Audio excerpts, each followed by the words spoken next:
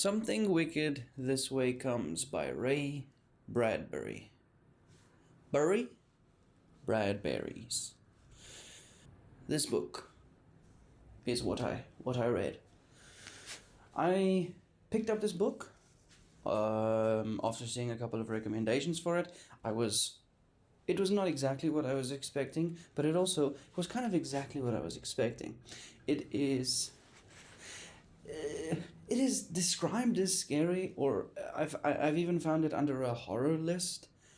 I don't think it's scary. I think it's Pinocchio scary. I think it's scary adjacent, maybe.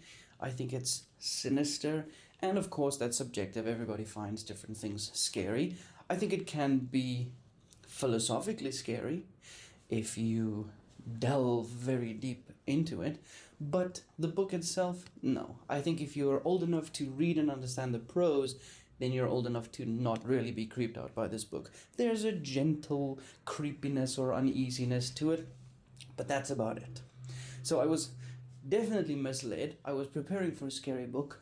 Like, I was mentally trying to get into the headspace because I had just come off a really fun and friendly adventure, and I thought, okay, well, I should probably prepare myself a little bit for the next one.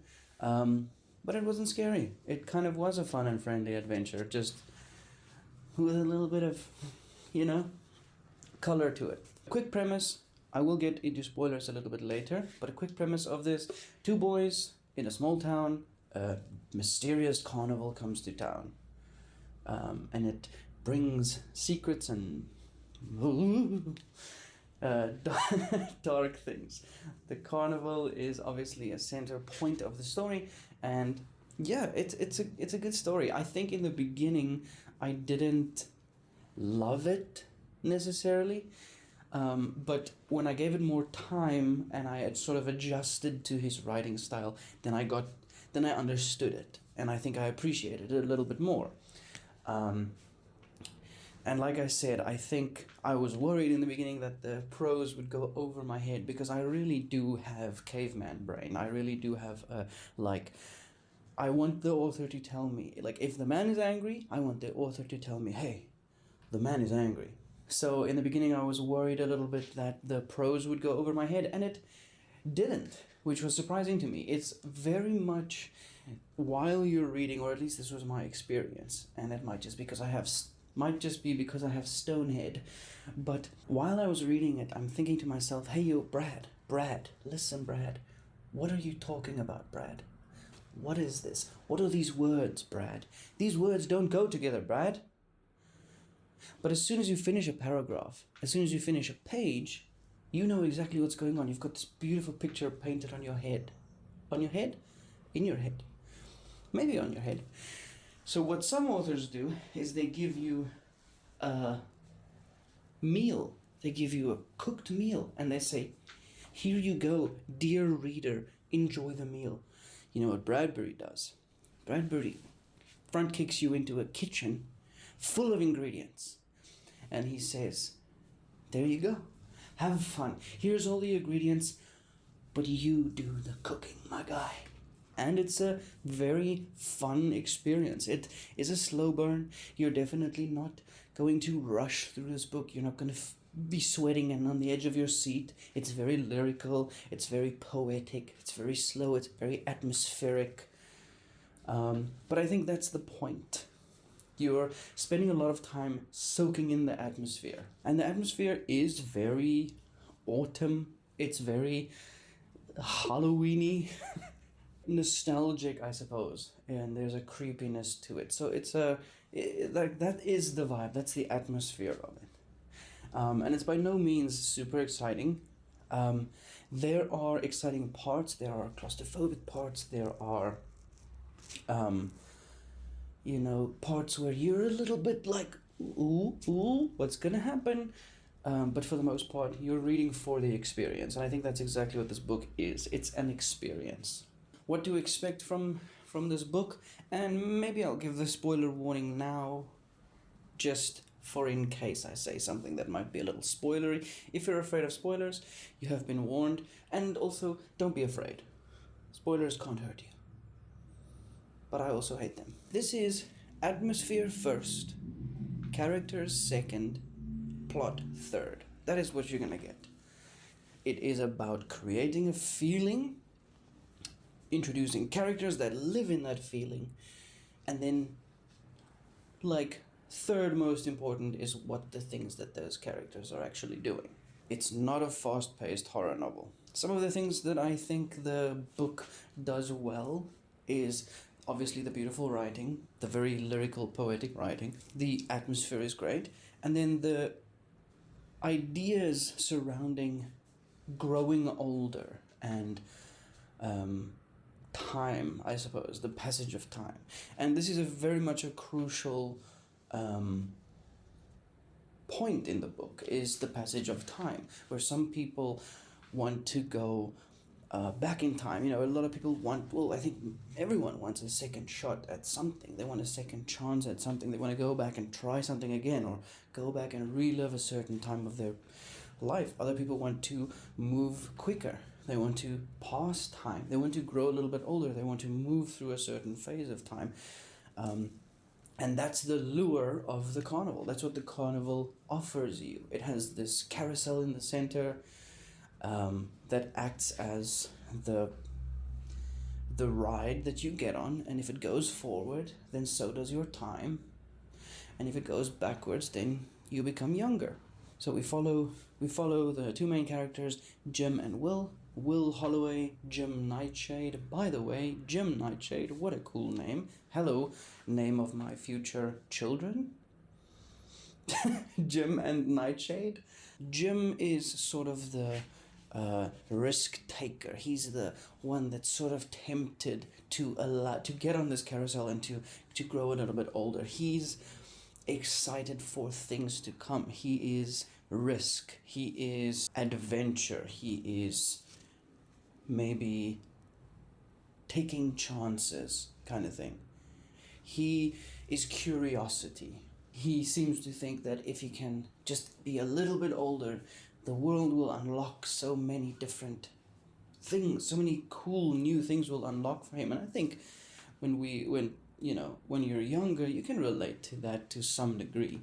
It feels like when you get older, you are allowed to experience so much more of the world, and once you're older, you want to kind of go back. So that concept is quite deeply rooted in this book, that theme.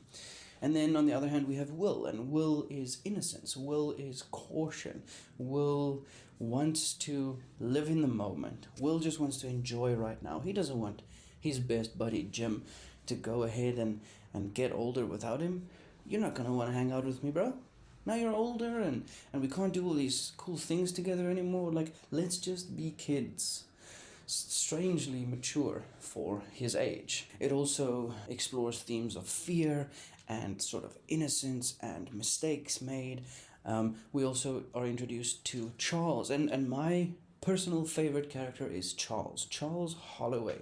He is Will's father, but he had Will when he was a little bit older, so he struggles to relate. He doesn't know exactly how to relate to Will.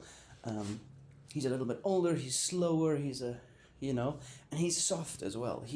The book very much presents him as not only a side character, but also very much as a little bit of a pushover. Like, oh, woe is me, I'm old, and my son is so young and he can run very fast. and I am old, I'm just an old fart, and I can't relate to my son.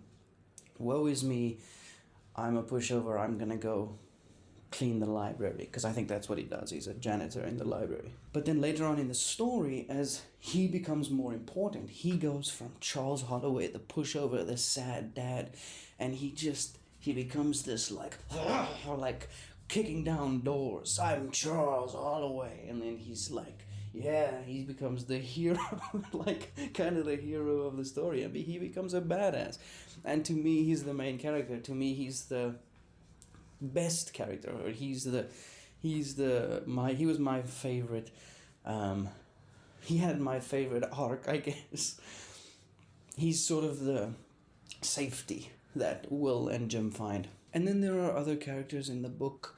There is the people who run the carnival, Mr. Dark and Mr. Cougar, and there are these different freaks from the freak show, and there's a woman like in a glass box, and she's like a fortune teller from a carnival kind of thing, but she's also a hot air balloon who's like ribbon whipping houses and people, and it's all very strange, and there's certain parts of the book that are very strange, but that's kind of part of it. Some of the things I didn't like too much is the slow prose can become quite draining. It progresses so slowly. It's dense and it's repetitive. So I mean, you have to be ready for that kind of experience if you want to take it on. It definitely is a slow burn. So lastly, is this book for everyone?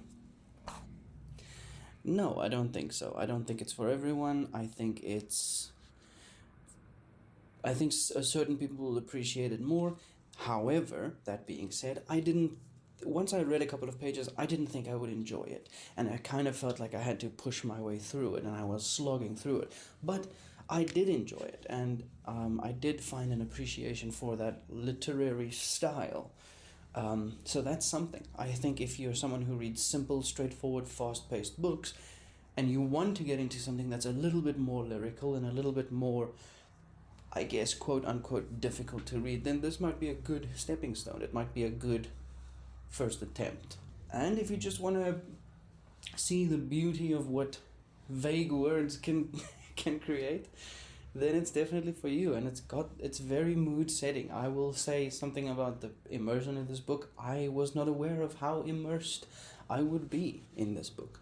I remember one night when the power was off, and there was moonlight shining through my bedroom window, and it was misty outside and it was cold, and that really set the mood. I had an extremely immersive experience like I wasn't expecting. So the book does do that if you can get properly into it. So yeah, that's it. I think I can see why it's popular. I see why a lot of people consider it a classic. It's not for everyone, but I can see why people enjoy it. Like I said, it was my first Bradbury book. I'm glad I read it, but I'm glad it's done, and I'm definitely not running towards my next Bradbury book. But again, I have caveman brain. That kind of thing usually just goes over my head. Anyway, something wicked this way comes. Check it out. Okay, love you, bye.